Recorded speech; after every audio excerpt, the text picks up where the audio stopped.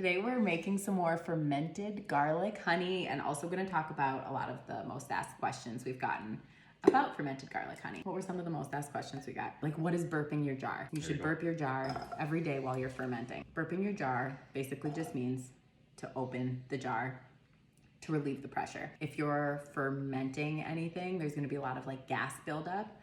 And so your jar doesn't literally explode, you want to open or burp your jar every day. Also, you're turning your jar upside down every day during that fermentation process because you want all that garlic to be coated in honey. Sometimes at the beginning, the garlic is kind of floating up at the top, but as the fermentation process goes, that garlic starts to sink. That's important. You want the garlic to be fully submerged at the end of the day. Absolutely, that's the whole point of kind of just like turning your jar. So that's another question people are asking is like, how do you know when it's done fermenting? As it ferments, you start to see all these bubbles coming up and it's just this beautiful like visual fermentation going on. Once the fermentation process is kind of done, usually after a few weeks or so, you see the garlic go down, those bubbles, the fermentation bubbles really start to dissipate until there's like none.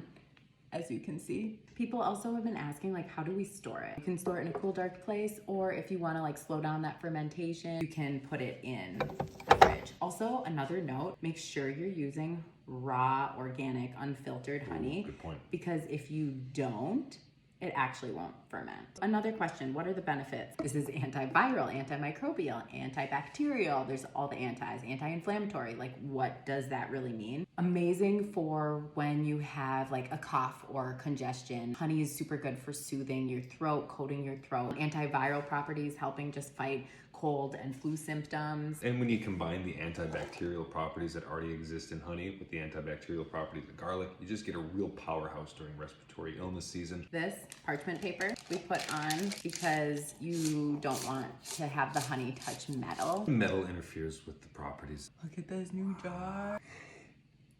Look at all that all. Compliments to the chef. Cheers.